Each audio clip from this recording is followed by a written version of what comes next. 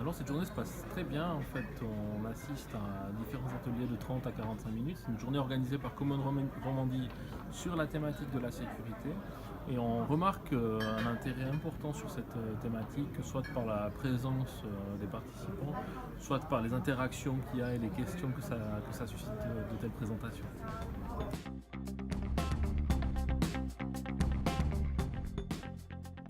Lors de cet événement, j'ai eu l'occasion de présenter la solution Software Defined Network et quels sont les avantages ou les facilités qu'on a dans l'intégration des services Layer 4 à Layer 7. Aujourd'hui, ce qu'on se rend compte, c'est que sécuriser les flux, c'est de plus en plus compliqué euh, parce qu'on doit le faire dans un contexte où les bandes passantes augmentent. On est dans le 25, 100 gigas et les gens de Cisco nous annoncent pour le prochain mois l'avènement du 400 gigabits seconde. Et les équipements de sécurité capables de gérer ces bandes passantes-là, ils sont absolument trop chers. Finalement, on a des solutions intégrées dans le SDN qui nous permettent de sécuriser les flux avec du filtrage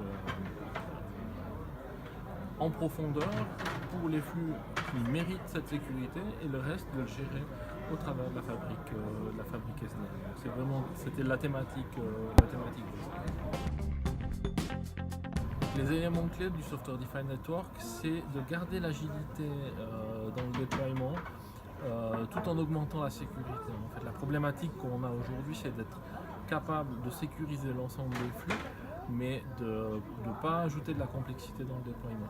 Le deuxième élément, c'est la facilité qu'on a de l'intégration des services tels que Firewall ou Load Balancer. En 2 clics, on a la capacité de changer d'appareil ou alors de choisir si un flux va être redirigé vers un tel appareil ou non. Et le troisième élément, et c'est certainement le plus important, c'est que SDN, c'est une boîte à outils magique, vraiment magnifique, mais sans une planification, une connaissance de nos flux, sans une préparation correcte de nos projets, on arrive facilement à en faire un cockpit d'avion et c'est pas du tout l'idée. Ce qu'on aimerait, c'est que ça ressemble plutôt à un tableau de bord d'une Tesla.